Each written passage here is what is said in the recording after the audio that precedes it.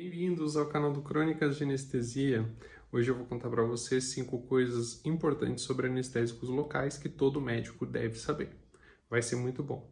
Fica comigo e agora solta a vinheta.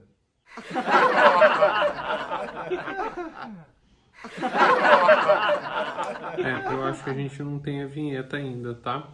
Mas logo a gente vai ter uma, a gente está trabalhando nisso. Mas antes de começar a falar as informações sobre anestésico local, eu quero que você curta esse vídeo, se inscreve aqui no canal, ativa as notificações para que esse vídeo chegue a mais pessoas, tá bom? Combinado? Então vamos começar. Anestésicos locais são drogas sensacionais e é muito importante a gente conhecê-las bem para a gente poder usar com segurança nos nossos pacientes. Então por isso que eu selecionei algumas informações aqui que vocês precisam saber antes de começar a usar anestésicos locais.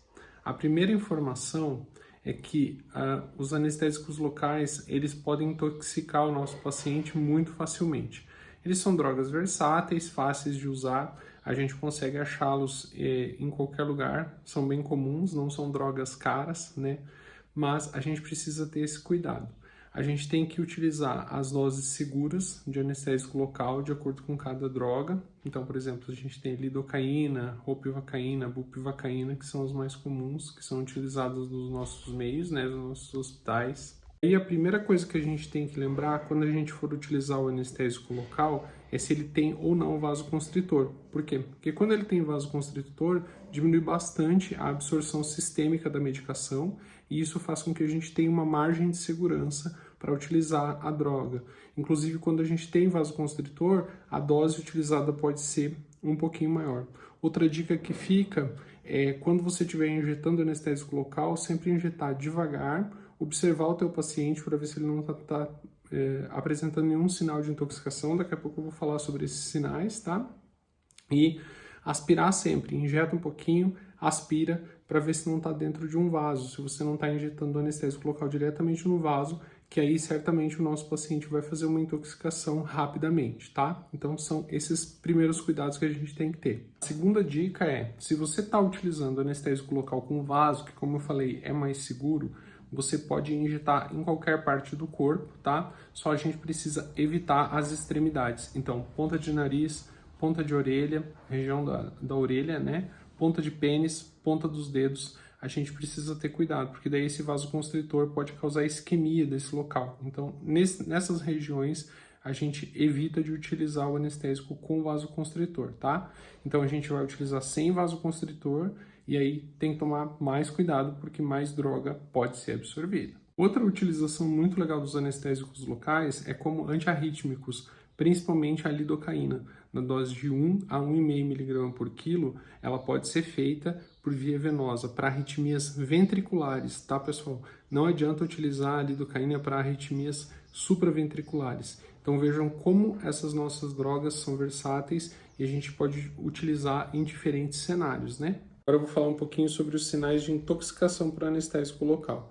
O paciente começa a apresentar zumbido, reclama de gosto metálico na boca, pode começar a ficar agitado, ter alguns espasmos musculares, pode inclusive avançar para convulsão, coma e até uma parada cardíaca. Então, ao primeiro desses sinais, a gente tem que parar de injetar o anestésico local e começar a dar suporte para esse paciente. Que suporte? Suporte ventilatório, oxigenar bem esse paciente, evitar que ele acumule CO2, porque isso aumenta a chance dele ter convulsão também, tá? Suporte hemodinâmico, se ele tiver alguma arritmia, a gente vai tratar essa arritmia. Claro que aí a gente não vai usar a lidocaína como anestésico local como antiarrítmico, né? Porque daí vai piorar o nosso quadro, então usar outro tipo de antiarrítmico. Se o paciente evoluir para uma parada cardíaca, a gente vai usar o protocolo do ACLS da mesma forma, mas aqui tem uma grande diferença. Quando a gente tem intoxicação por anestésico local presenciada ou suspeita, a gente tem que utilizar a emulsão lipídica, que é uma droga que vai diminuir a absorção do anestésico local e vai, digamos, lavar o anestésico local das regiões onde ele está causando dano, sistema nervoso central e o sistema cardiovascular. Mas o que eu quero que vocês gravem bem são os sinais, como eu falei, de intoxicação, e o primeiro sinal, você tem que parar de injetar o anestésico local e dar bastante suporte para o teu paciente, beleza? Fiquem ligados nessa informação porque ela é bem importante. Chegamos à quinta e última informação sobre anestésicos locais.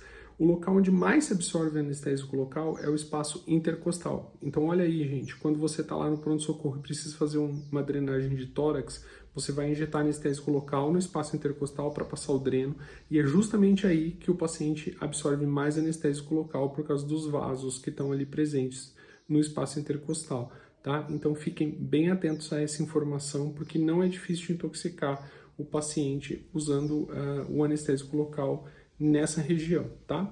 Outros lugares que também podem intoxicar com mais facilidade é o espaço caudal, que é como se fosse o espaço peridural na região do sacro, a própria peridural e anestesia no plexo braquial, tá? Então fiquem bem atentos para esses locais, que são locais onde a gente tem mais absorção. Gravando, espaço intercostal é o espaço que mais absorve anestésico local e pode intoxicar o nosso paciente. E aí, vocês gostaram dessas informações? Ficou com alguma dúvida? Certamente vocês ficaram com dúvida também, né? Mas aproveita o espaço dos comentários para mandar a pergunta, que aí eu vou responder, tá? E a gente fica por aqui, tá certo?